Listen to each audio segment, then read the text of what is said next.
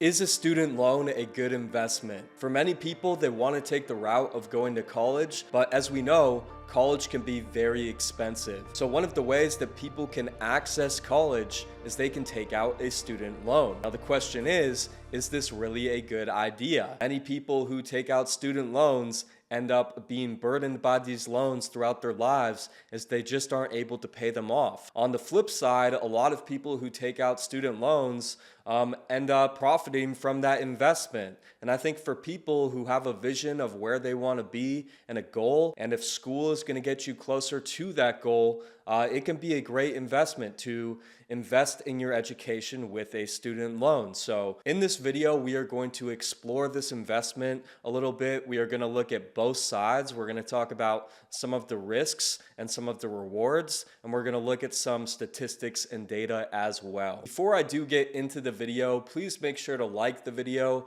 and also subscribe to the YouTube. Really appreciate your support. I'm also going to put a QR code down below for a Bitcoin tip. So if you want to support the channel, feel free to leave me a little tip. Now let's get into it. The great part about student loans is they give people access to higher education. And it has been shown that people who go to college and graduate typically do better than those that don't. If we look at some stats here, according to the Bureau of Labor Statistics, the median 2024 earnings for people with a bachelor's degree was $64,896. And then we compare that to people with just a high school degree. The median 2024 earnings was only $39,936.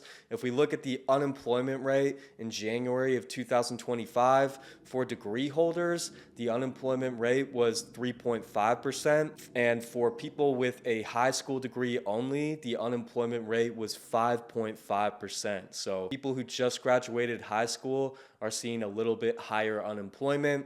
And then according to the Georgetown Center on Education and the Workforce, this is from 2021, college grads earn $1 million more over their lifetime than high school grads. So it has been kind of shown in the stats that people that go to college typically end up making a little bit more and are typically a little bit more employed. Now, while college has become the norm, I think there are a lot of great alternative routes out there. And as we head further into this internet era, if you're heading into a knowledge-based career, you can basically learn a lot of stuff by just learning on the internet. There are a lot of experts who post their material or their articles, their videos on YouTube and other places across the internet. And if you want to learn about something like business or, something like history, I don't necessarily think you need to go to college to get a complete education on one of those subjects, right? There is a lot of great material out there on the internet, and I think that people who are really looking to learn should explore this option, right? If you want to become knowledgeable about something, it doesn't mean you have to go to college and learn from this one specific professor who is probably only teaching, certain material. You can go on the internet and get a very comprehensive understanding of different subjects. People can also go out and work at 18 and acquire some real life experience, right? There's a trade-off with going to college. If you're going to college for 4 years, that's a lot of time and money that you are spending that could have been used working, right?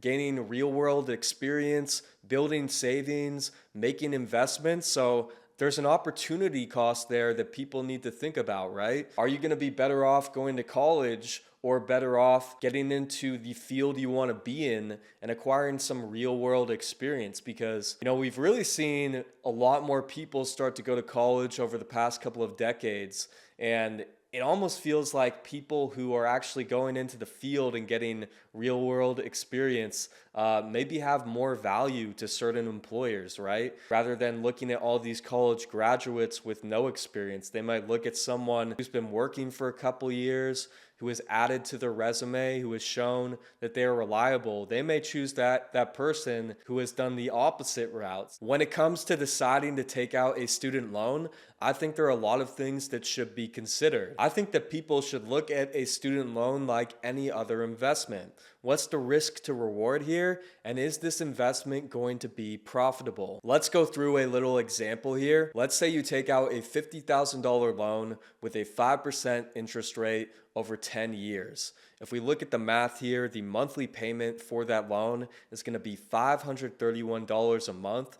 So you have to look at that and think, can I pay $531 a month? You add that in with rent expenses and the expenses for food and other things, and that can be a lot of money every month. And you got to ask yourself, can I work for that money and focus on school at the same time? Am I going to be able to do that? If we look at the full payment of the loan over its lifetime, it's going to be $63,673. So you're going to be paying over $13,000 in interest on this loan.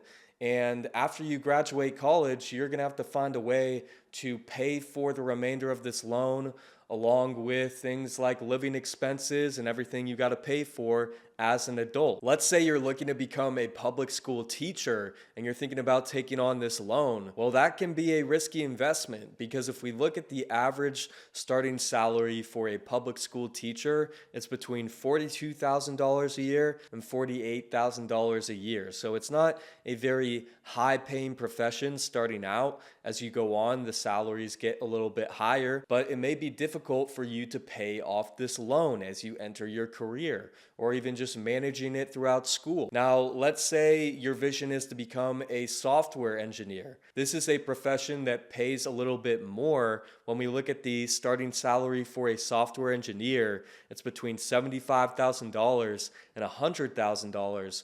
When you graduate from college and you get your first job, it's probably going to be a little bit more manageable for you to pay off this loan, because you're making around twice as much as a public school teacher. So I think you really have to look at the end goal of the investment and what the profit of the investment is going to be. Another thing to consider is, what is the future of this field going to look like once I graduate? We are living in a world that is constantly evolving, especially since we've entered the internet era, and we're starting to see the impact of AI. We're starting to see the impact of new technologies like Bitcoin. And these new technologies that are emerging are going to have an impact on the job market. One of the main forces that is going to impact the job market is automation. And lots of jobs are going to be able to be automated, and are going to be able to be automated better over time. And when companies see that they can save a lot of money by moving to automation and away from human resources, I'm sure that a lot of these companies are going to do that. People are motivated by profit. So when looking at a career in a position, I think it's important to think nowadays, is this a job that's really going to be still around in 10 years from now, or is this something that can be automated? Looking at a profession like accounting, this is currently a profession with a very high employment rate. But accounting to me seems like something that can be automated, right? It's just keeping track of a company's financials, all the numbers of the company.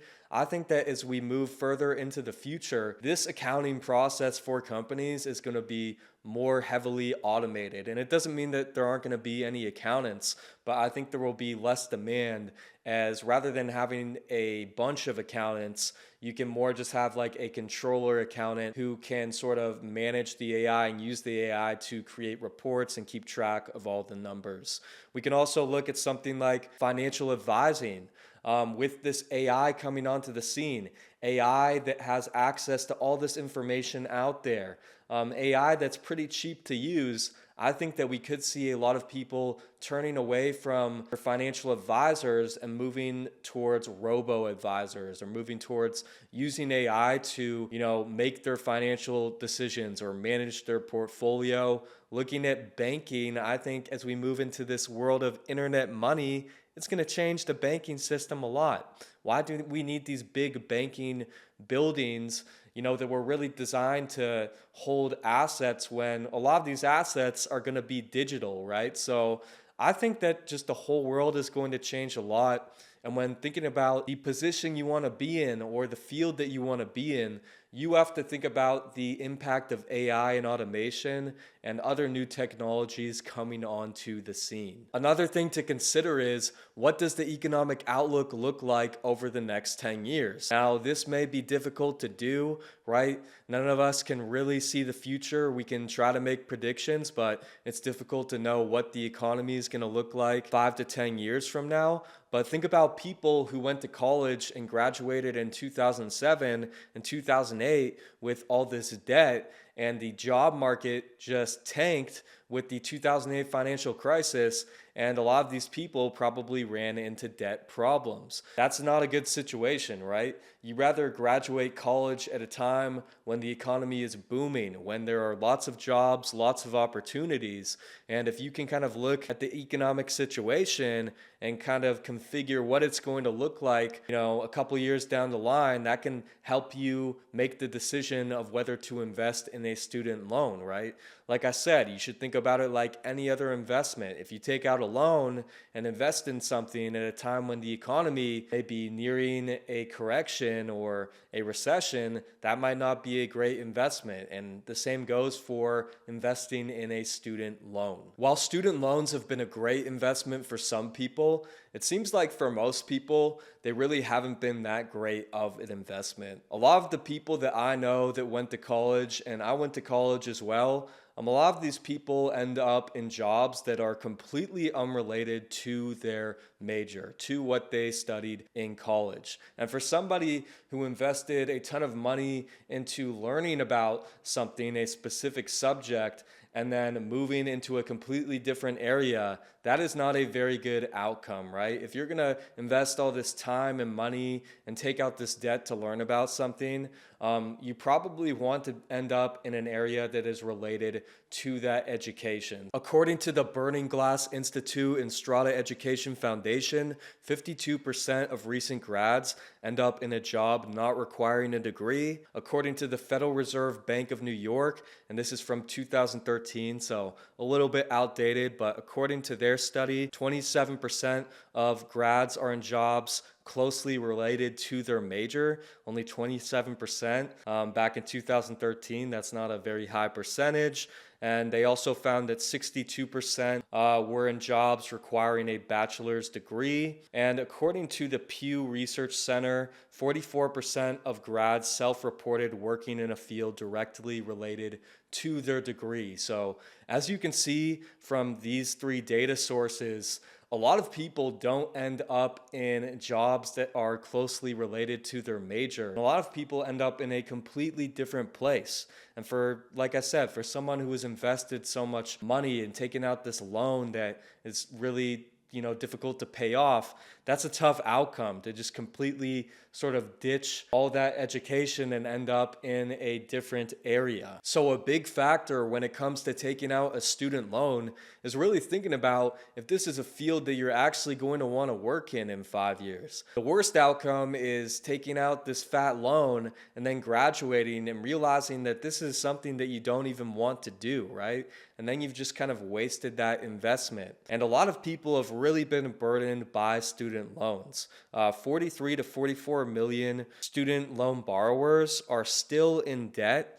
And that's 85 to 90% of all student loan borrowers. On average, it takes people over 20 years to pay off their student loans. And according to a Research.com survey, the average debt of a student loan borrower is between $30K and $40K. So as you can see from those numbers, a lot of people who have gone into student loan debt are still dealing with student loan debt. Another tough part about student loans is that you can't really declare bankruptcy. The only way to declare bankruptcy is to prove undue hardship, and that is very difficult to do. I believe under 1% of student loan borrowers who try to do this are successful in proving undue hardship and getting their loans forgiven. If we look at the requirements for claiming undue hardship, there are 3 of them. The first one is that you can't maintain a minimum standard of living because of this loan. Second one is that it's going to cause you persistent financial hardship, meaning that you're going to struggle financially for the remainder of your life or most of it, for a long time. And then the third requirement is that you've made an effort to repay the the loan. Now, I believe that a lot of student loan borrowers actually probably meet all three of these requirements, but it's just very difficult to declare bankruptcy for a student loan. It's really near impossible. Now, there's a ton of student loan debt out there. If we look at this chart, it shows the growth in student loan debt over the past couple of decades, and we're currently sitting at over $1.7 trillion in student loan debt. And with this, some of the recent administrations have started to offer more student loan forgiveness. Since 2021, we've seen over $175 billion worth of student loan debt forgiven for over 5 million people. And this kind of brings about the question, is this something that is justified?